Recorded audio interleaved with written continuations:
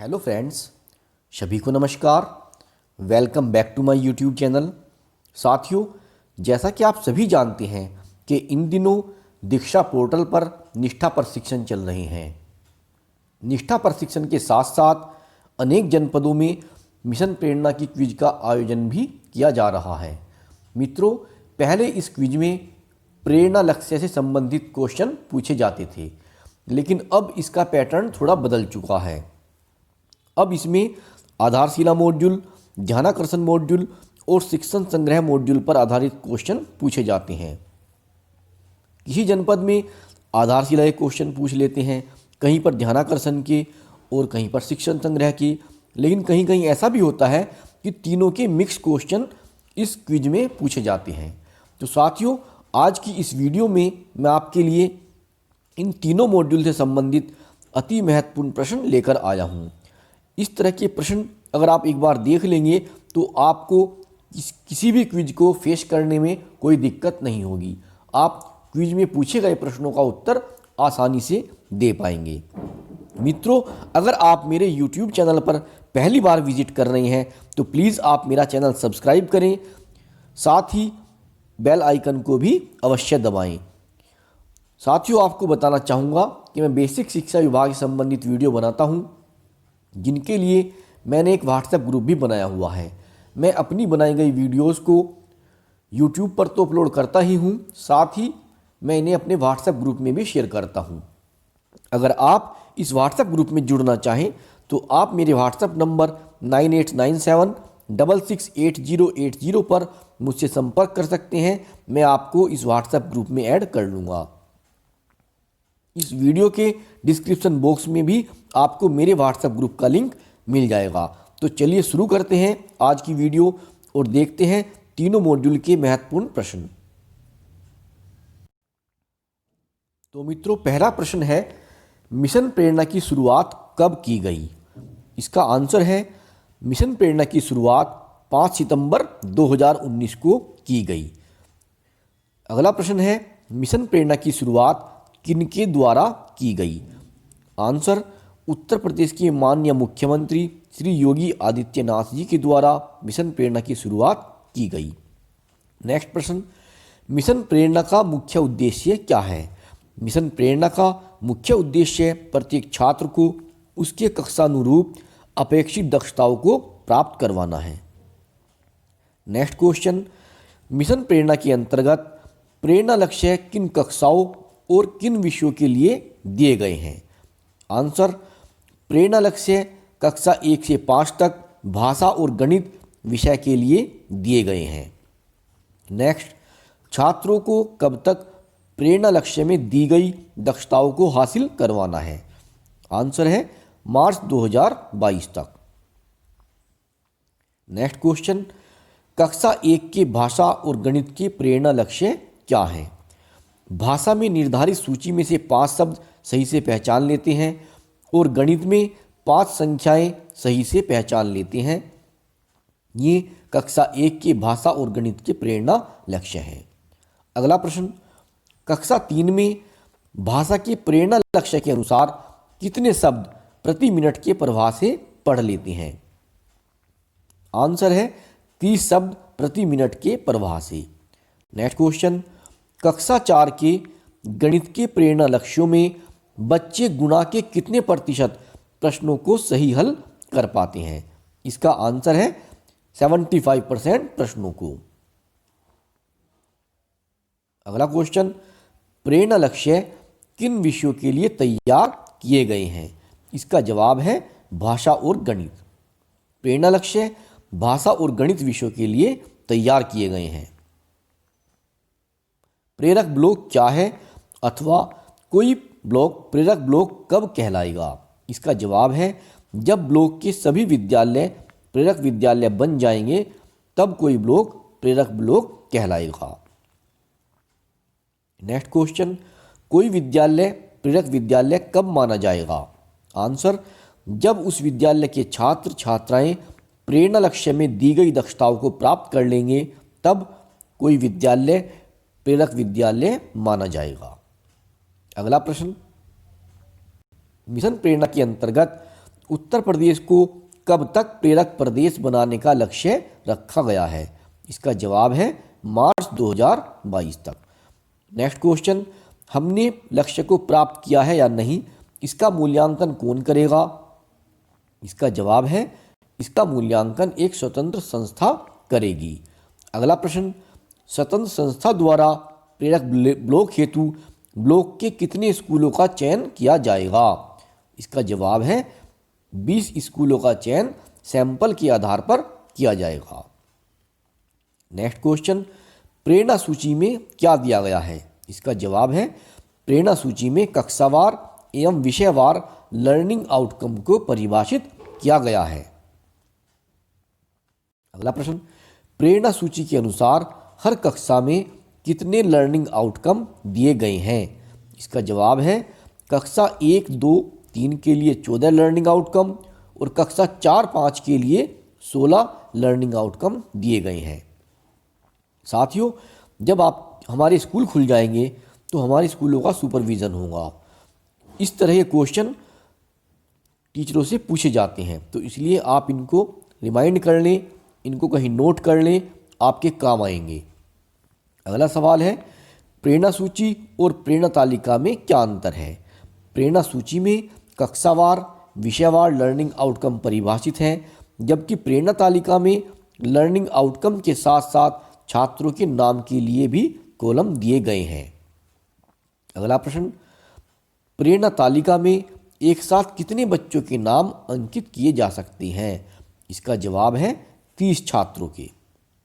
अगला प्रश्न, प्रेरणा तालिका शिक्षकों द्वारा प्रत्येक कितने माह बाद भरी जाएगी? इसका जवाब है त्रैमासिक रूप से, यानी कि हर 3 महीने के बाद। प्रेरणा तालिका की कौन प्रमाणित करेंगे? प्रेरणा तालिका को विद्यालय के प्रधानाध्यापक या इंचार्ज अध्यापक प्रमाणित करेंगे। प्रेरणा तालिका मिशन प्रेरणा के अंतर्गत 3 हस्तपुस्तिकाओं मॉड्यूलों के नाम बताइए। जवाब है आधारशिला, ध्यानाकर्षण और शिक्षण संग्रह। अगला प्रश्न, बच्चों में भाषा एवं गणित की बुनियादी समझ को बेहतर करने के लिए किस हस्तपुस्तिका का निर्माण किया गया है? इसका जवाब है आधारशिला मॉड्यूल का निर्माण बच्चों में भाषा एवं गणित की बुनियादी समझ को बेहतर करने के लिए किया गया है। अगला प्रश्न है, भाषा के कितने रूप हैं? इसका जवाब है भाषा के 2 रूप हैं, मौखिक अर्थात बोलकर, लिखित यानी कि लिखकर। अगला प्रश्न, आरंभिक स्तर पर भाषा सीखने का क्या क्रम है? ये तो आप सभी जानते होंगे, सुबोपली यानी कि सुनना, बोलना, पढ़ना और लिखना, ये भाषा सीखने का क्रम है। सुबोपली क्या है? सुबोपली है भाषा सीखने का क्रम। सु से सुनना, बो से बोलना और प से पढ़ना और ली से लिखना। अगला सवाल है, LSRW की फुल फॉर्म क्या है? तो मित्रों, ये जो LSRW है ये हिंदी में सुबोपली है, यानी कि L फॉर लिसनिंग सुनना, S फॉर स्पीकिंग यानी कि बोलना, और R फॉर रीडिंग मतलब पढ़ना, और W फॉर राइटिंग यानी कि लिखना। LSRW या सुबोपली ये दोनों एक ही चीज है। अगला प्रश्न है, सीखने की प्रक्रिया के क्या चरण हैं? सीखने की प्रक्रिया के चरण है ERAC, हिंदी में ERAC यानी कि E फॉर एक्सपीरियंस अनुभव, और R फॉर रिफ्लेक्शन यानी कि चिंतन, A फॉर एप्लीकेशन यानी कि अनुप्रयोग, और C फॉर कंसोलिडेशन यानी कि समेकन। अनुभव, चिंतन, अनुप्रयोग और समेकन, ये सीखने की प्रक्रिया के 4 चरण हैं। ERAC क्या है? ERAC सीखने की प्रक्रिया के चरण हैं। ERAC का पूरा नाम क्या है? यानी कि E for experience, R for reflection, A for application और C फॉर कंसोलिडेशन। अगला सवाल है, गणित सीखने सिखाने का क्या क्रम है? तो साथियों, गणित सीखने सिखाने का क्रम है ELPS, यानी कि E for experience, for picture, L for language और S फॉर सिंबल, यानी कि बच्चा पहले अनुभव करेगा, फिर कुछ अपनी भाषा में बोलेगा, चित्र देखेगा और संकेत, ये हमारा ELPS थ्योरी है, ये आरंभिक कक्षाओं में गणित के लिए है। ELPS क्या है? ये गणित सीखने का क्रम है। ELPS का फुल फॉर्म क्या है? ये आ चुका है ऊपर। E for experience, L for language और P for picture, S for symbol. अगला प्रश्न है, गतिविधियाँ कितने प्रकार की होती हैं? तो साथियों, गतिविधियाँ 4 प्रकार की होती हैं। मौखिक गतिविधि, लिखित गतिविधि, नंबर 3 पर होती है ICT आधारित गतिविधि, और नंबर 4 पर आता है सामग्री आधारित गतिविधि। नेक्स्ट क्वेश्चन, एक गतिविधि को कितने तरीके से कराया जा सकता है? ये 3 प्रकार से कराया जा सकता है, इस एकल, समूह में या फिर पूरी कक्षा में। 3 प्रकार से आप गतिविधि को करा सकते हैं। अगला प्रश्न है, 12 बॉक्स मैट्रिक्स क्या है? तो साथियों, इसका जवाब है 4 प्रकार की गतिविधियों को, प्रत्येक गतिविधि को 3 तरीकों से करवाया जा सकता है। इस प्रकार 12 बॉक्स मैट्रिक्स का निर्माण होता है, यानी कि मौखिक गतिविधि, लिखित गतिविधि, सामग्री आधारित गतिविधि और ICT आधारित गतिविधि। साथियों, ये 4 गतिविधि हैं और इन्हें हम 3 प्रकार से करा सकते हैं, यानी कि एक एकल, समूह में और पूरी कक्षा में। तो इस तरह से 12 बॉक्स मैट्रिक्स का निर्माण होता है। अगला प्रश्न है, लर्निंग आउटकम के कितने स्तर होते हैं? इसका जवाब है, लर्निंग आउटकम के 3 स्तर होते हैं। पहला होता है फोकल या केंद्रित, दूसरा नेस्टेड और तीसरा उप लर्निंग आउटकम।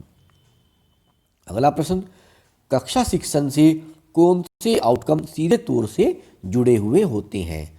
इसका जवाब है, उप लर्निंग आउटकम कक्षा शिक्षण से सीधे तौर पर जुड़े होते हैं। अगला सवाल है, लर्निंग आउटकम के अन्य नाम कौन कौन से हैं? इसका जवाब है, लर्निंग आउटकम के जो अन्य नाम है वो है नंबर 1 सीखने का प्रतिफल, सीखने संबंधी परिणाम, शिक्षण अधिगम परिणाम। ये लर्निंग आउटकम के अन्य नाम हैं। नेक्स्ट क्वेश्चन, आधारशिला हस्तपुस्तिका का निर्माण मुख्यतः किन कक्षाओं के लिए किया गया है? इसका जवाब है, कक्षा 1, 2 व 3 के लिए आधारशिला हस्तपुस्तिका का निर्माण मुख्य रूप से किया गया है। अगला प्रश्न, फाउंडेशन लर्निंग शिविर में सम्मिलित कक्षाएं कौन कौन सी हैं? इसका जवाब है, कक्षा 1 और कक्षा 2। नेक्स्ट क्वेश्चन, रेमेडियल टीचिंग हेतु कौन सा मॉड्यूल तैयार किया गया है? इसका जवाब है, ध्यानाकर्षण मॉड्यूल। नेक्स्ट क्वेश्चन, NAS का पूरा नाम क्या है? NAS का पूरा नाम है नेशनल अचीवमेंट सर्वे, यानी कि N for national, A for achievement, S for survey. Next question, ध्यानाकर्षण मॉड्यूल में कितने भाग हैं? जवाब है, ध्यानाकर्षण मॉड्यूल में 4 भाग हैं। अगला सवाल, बच्चों में अपेक्षित संप्राप्ति न होने के प्रमुख कारण क्या हैं? इसका जवाब है, माता पिता की शैक्षिक स्थिति, अध्यापकों का कठोर व्यवहार, ज्ञानेंद्रियों में आंशिक विकार, इस तरह का जो है, या फिर कलहपूर्ण पारिवारिक वातावरण, ये बच्चों में अपेक्षित संप्राप्ति न होने के कुछ प्रमुख कारण हैं। अगला प्रश्न, अधिगम स्तर में उत्तर को क्या कहते हैं? इसका जवाब है, लर्निंग गैप, यानी कि लर्निंग गैप को ही हम अधिगम स्तर में अंतर कहते हैं। लर्निंग गैप का सूत्र लिखो। लर्निंग गैप मतलब L for learning, G for gap. LG बराबर LO माइनस AO, जहाँ पर LG बराबर लर्निंग गैप और LO का मतलब LG बराबर EO माइनस AO। EO का मतलब एक्सपेक्टेड लर्निंग और AO का मतलब एक्चुअल लर्निंग। लर्निंग गैप बराबर हो गया अपेक्षित अधिगम स्तर माइनस वास्तविक अधिगम स्तर। साथियों, जब हम बच्चों को पढ़ाते हैं, हम मान लीजिए आज हमने बच्चों को लाभ हानि पढ़ाया, तो हम बच्चों से अपेक्षा कर रहे हैं कि वो लाभ हानि सीख लें, लेकिन वो नहीं सीख पाते। तो इस तरह का जो अंतर आता है बच्चों में, उसी को लर्निंग गैप कहा जाता है। यानी कि जो बच्चों का जो हम अपेक्षित कर रहे हैं, जो हम बच्चों से अपेक्षा कर रहे हैं, और वो उनका जो वास्तविक अधिगम स्तर है, इन दोनों के डिफरेंस को लर्निंग गैप कहते हैं। अगला प्रश्न है, वर्तमान शैक्षिक सत्र 2020-21 में ध्यानाकर्षण शिविर किन किन कक्षाओं के लिए संचालित होगा? इसका जवाब है कक्षा 4 से कक्षा 8 तक की कक्षाओं में क्रियान्वित किया जाएगा। अगला सवाल, ध्यानाकर्षण कौन से कालांश में और कितने समय क्रियान्वित होगा? इसका जवाब है प्रतिदिन प्रथम कालांश में 40 मिनट के लिए। अगला प्रश्न, छात्रों के अपेक्षित अधिगम स्तर और वास्तविक अधिगम स्तर के अंतर को क्या कहते हैं? इसका जवाब है लर्निंग गैप। अगला सवाल, ध्यानाकर्षण का प्रथम चरण कौन सा है? इसका जवाब है आरंभिक परीक्षण। अगला सवाल है, आरंभिक परीक्षण प्रपत्र में कुल कितने प्रश्न होंगे? इसका जवाब है प्रारंभिक स्तर पर 15 प्रश्न और उच्च प्राथमिक स्तर पर 25 प्रश्न होंगे। आरंभिक परीक्षण प्रपत्र में किस तरह के प्रश्न होंगे? प्राथमिक स्तर पर 10 वस्तुनिष्ठ और 5 आत्मनिष्ठ और उच्च प्राथमिक स्तर पर 20 वस्तुनिष्ठ तथा 5 आत्मनिष्ठ प्रश्न होंगे। अगला सवाल, वर्तमान शैक्षिक सत्र 2020-21 में ध्यानाकर्षण कितने दिनों का होगा? तो इसका जवाब है पूरे शैक्षिक सत्र। अगला प्रश्न, ध्यानाकर्षण मॉड्यूल में कितनी शिक्षण तकनीकों को दिया गया है? तो मित्रों, मैंने पहले भी बताया था वीडियो में कि ध्यानाकर्षण मॉड्यूल में प्रभावी शिक्षण के लिए 18 प्रकार की शिक्षण तकनीकियाँ बताई गई हैं। मैंने इनके लिए एक वीडियो भी बनाई थी, शायद आपने देखी भी हो। अगला प्रश्न है, ध्यानाकर्षण के दूसरे व तीसरे चरण कौन कौन से हैं? इसका जवाब है द्वितीय चरण है कक्षाओं का आयोजन और तृतीय चरण है परीक्षण से संबंधित। द्वितीय चरण है कक्षाओं का आयोजन और तृतीय चरण है परीक्षण से संबंधित। क्वेश्चन नंबर 55, ध्यानाकर्षण मॉड्यूल में प्रभावी शिक्षण की प्रथम तकनीक कौन सी है? इसका जवाब है संसाधनों से पूर्ण कक्षा का वातावरण। यह ध्यानाकर्षण मॉड्यूल की प्रभावी शिक्षण की प्रथम तकनीक है। अगला सवाल, ध्यानाकर्षण मॉड्यूल में अंतिम और 18वीं तकनीक कौन सी है? इसका जवाब है प्रोजेक्ट कार्य। नेक्स्ट क्वेश्चन, शिक्षकों का व्यावसायिक विकास एवं शिक्षण अधिगम प्रक्रियाओं से संबंधित सूचनाओं का संग्रह किस मॉड्यूल में दिया गया है?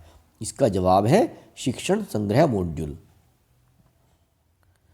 अगला प्रश्न, शिक्षण संग्रह में प्रभावी शिक्षण हेतु कितने तरीकों को बतलाया गया है? इसका जवाब है 26 तरीकों। साथियों, जो 26 तरीके बताए हैं ये प्रभावी शिक्षण की सीढ़ी है। इसके लिए भी मैंने एक वीडियो बनाई थी। जो हमारे अंग्रेजी के अल्फ़ाबेट हैं ए से लेकर जेड तक, उनका इस्तेमाल प्रभावी शिक्षण की सीढ़ी में बताया गया है। अगला प्रश्न है, प्रभावी शिक्षण की सीढ़ी क्या है? प्रभावी शिक्षण हेतु 26 तरीकों को अंग्रेजी के 26 अक्षरों की तरह प्रयोग किया गया है। इसे प्रभावी शिक्षण की सीढ़ी कहते हैं। अगला प्रश्न, शिक्षण योजना क्या है? इसका जवाब है शिक्षण योजना सीखने सिखाने की प्रक्रिया में मार्गदर्शक का काम करती है। इसमें शिक्षण अवधि में किए जा रहे क्रियाकलाप, गतिविधि, आकलन, फीडबैक, पुनर्बलन एवं आगे की योजना का क्रमबद्ध एवं संक्षिप्त विवरण होता है। नेक्स्ट क्वेश्चन, कंपोंडियम यानी कि शिक्षण संग्रह के अनुसार शिक्षण योजना के कितने भाग हैं? इसका जवाब है 6 भाग। अगला प्रश्न, शिक्षण योजना में शिक्षण अधिगम प्रक्रिया गतिविधि को कितने भागों में बांटा गया है? सही जवाब 3। शिक्षण के प्रारंभ में, शिक्षण के दौरान और शिक्षण के अंत में। शिक्षक डायरी क्यों महत्वपूर्ण है? इसका जवाब है हम प्रतिदिन बच्चों के साथ जो कार्य करते हैं उसे व्यवस्थित ढंग से दर्ज करने और आगे के काम को नियोजित करने में शिक्षक डायरी अत्यंत महत्वपूर्ण होती है। अगला प्रश्न, शिक्षण संग्रह मॉड्यूल के अनुसार शिक्षक डायरी के कितने भाग हैं? इसका जवाब है 5 भाग। अगला क्वेश्चन, शिक्षक डायरी में कौन कौन से भाग हैं? नंबर 1 मुख्य पृष्ठ, नंबर 2 विस्तृत विवरण सहित शिक्षण योजना का प्रारूप, नंबर 3 शिक्षण योजना का रिक्त प्रारूप, और नंबर 4 पे है शिक्षण कार्यों का संक्षिप्त साप्ताहिक विवरण, और नंबर 5 पर है रिक्त पन्ने। अगला प्रश्न, शिक्षक डायरी के मुख्य पृष्ठ में क्या भरा जाएगा? इसका जवाब है संभावित शिक्षक की सामान्य जानकारी। शिक्षक डायरी का जो मुख्य पृष्ठ है उसमें संबंधित शिक्षक की सामान्य जानकारी भरी जाएगी, यानी कि जो भी शिक्षक होंगे वो उसमें अपनी सामान्य जानकारी फीड करेंगे। अगला क्वेश्चन, शिक्षक डायरी में शिक्षक को अपना संक्षिप्त साप्ताहिक शिक्षण कार्य का विवरण किससे प्रमाणित करवाना होगा? इसका जवाब है विद्यालय के प्रधान अध्यापक या फिर इंचार्ज अध्यापक से। अगला प्रश्न, लर्निंग आउटकम को प्राप्त करने में सहायक माध्यम कौन कौन से हैं? उत्तर है इसका आईसीटी का प्रयोग, विद्यालय भवन, शैक्षिक नवाचार, परिवेश संसाधनों का उपयोग, पुस्तकालय एवं प्रयोगशाला का उपयोग। अगला क्वेश्चन, बाला का पूरा नाम क्या है? यानी ये बाला की फुल फॉर्म क्या है? बाला का मतलब है building as a learning aid, यानी कि सीखने में सहायक। अगला क्वेश्चन, विद्यालय में छात्रों के व्यक्तित्व विकास की क्या क्या कार्य योजना हो सकती है? इसका जवाब है प्रातःकालीन एवं संध्याकालीन सभा, सह शैक्षिक गतिविधियाँ, व्यवसायिक परामर्श, व्यक्तिगत स्वच्छता आदि। इसका अगला क्वेश्चन है आकलन के कितने तरीके हैं? आकलन के 2 तरीके हैं, मौखिक और लिखित। अगला क्वेश्चन, आकलन से प्राप्त फीडबैक का उपयोग किन किन के साथ किया जा सकता है? इसका सही जवाब है बच्चों के साथ, शिक्षक के साथ और अभिभावकों के साथ। अगला क्वेश्चन, नेतृत्व शैली कितने प्रकार की होती है? नेतृत्व शैली 3 प्रकार की होती है। नंबर 1 सत्ताधारी निरंकुश शैली, नंबर 2 जनतंत्रीय या सहभागी शैली, और नंबर 3 स्वतंत्र शैली। अगला प्रश्न, हम अपनी व्यावसायिक दक्षता का विकास किस प्रकार कर सकते हैं? इसका जवाब है अपनी ताकतों एवं कमजोरियों को सूचीबद्ध करके। अगला क्वेश्चन, आंकड़े क्या हैं? कुछ जानकारियां संख्याओं के माध्यम से व्यक्त की जाती हैं। जानकारियों के संख्यात्मक वर्णन को आंकड़े कहते हैं। अगला प्रश्न, समावेशी शिक्षा क्या होती है? विविधता युक्त बच्चों को एक साथ एक समान शिक्षा देना ही समावेशी शिक्षा होती है। अगला प्रश्न, शिक्षण संग्रह को कितने भागों में बांटा गया है? शिक्षण संग्रह को 6 भागों में बांटा गया है।